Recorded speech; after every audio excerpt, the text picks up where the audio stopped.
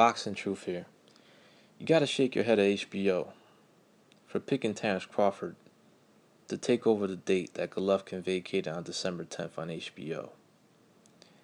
And instead of Golovkin-Jacobs on December 10th, which is a significant middleweight clash, on regular HBO, you're instead most likely going to get a Terence Crawford week showcase fight. Since who the hell is Crawford going to fight at 140 pounds? I mean, who can he fight? He hasn't shown any willingness to move up, despite that's where the money's at in the welterweight division. There's more opportunities, more significant fights, bigger fights. But Crawford is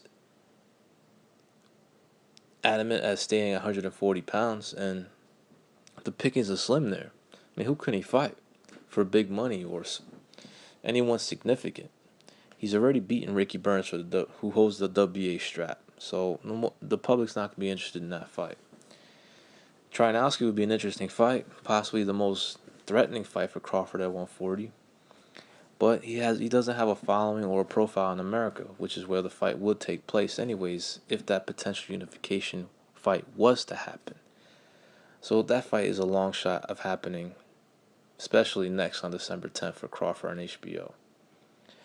I mean, who the hell is he going to fight on this short notice, 6 weeks away from December 10th? Most likely you're not going to get a big name opponent or a significant threat. But there are some guys that he could fight within the WBC rankings, but you have the question of whether Crawford will even consider taking these fights because they provide a lot of risks and not much reward. Will Crawford fight Adrian Granados, who's rated number 5? Doesn't seem likely. He's a tough fight, doesn't bring much reward, brings a lot of risk.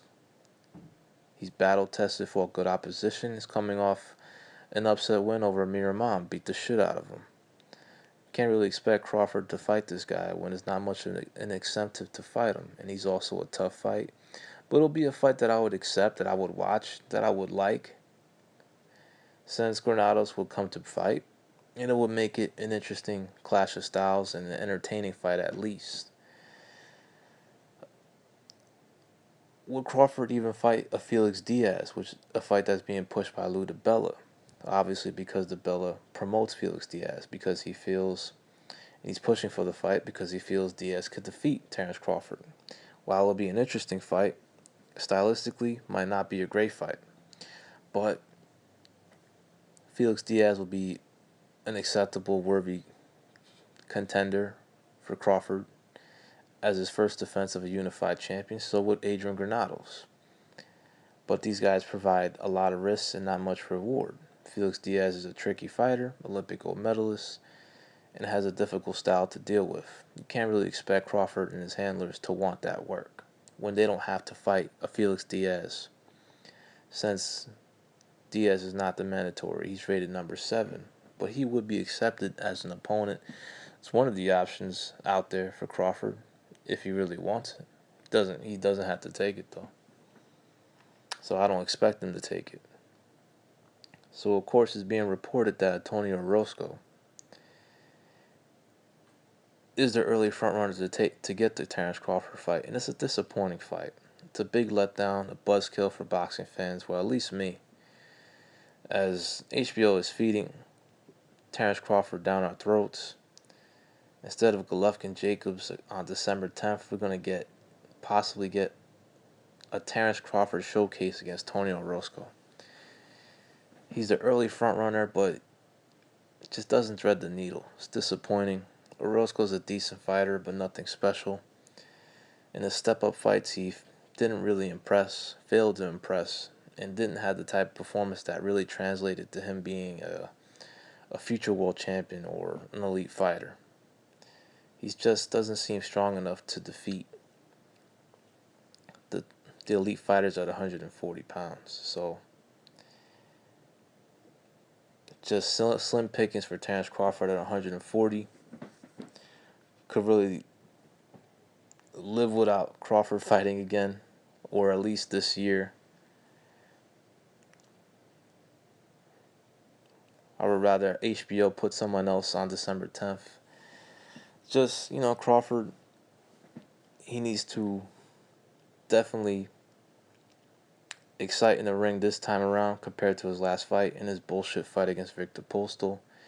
Bored me to death, ran like a bitch, got a political decision, was already set in stone.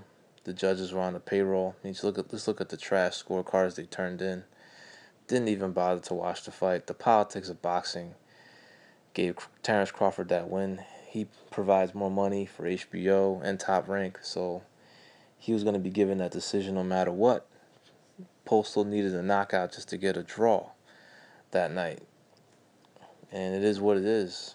I'm just hoping that Terence Crawford gets chinned and flattened soon enough. He just doesn't interest me.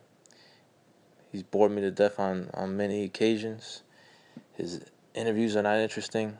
He needs to do more if he wants to really get a chance of becoming a superstar. He has Top Rank behind him. They can make it happen. They've done it before. But he's going to have to excite in the ring and excite a lot more outside the ring if he wants to become a superstar.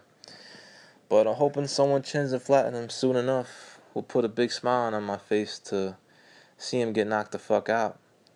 And hopefully Manny Pacquiao will be the one to end this hype job in Terence Crawford, who I feel ain't really that good. He's a good fighter, but there's a reason why he hasn't made the Olympic team. Maybe we'll get to find out soon enough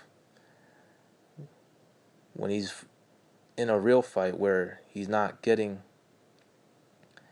the favoritism or he's not getting a political decision this time around. Hopefully soon enough we'll get to find out if Crawford is real or not, because he didn't prove to me that he was a pound for pound level fighter against Victor Postal.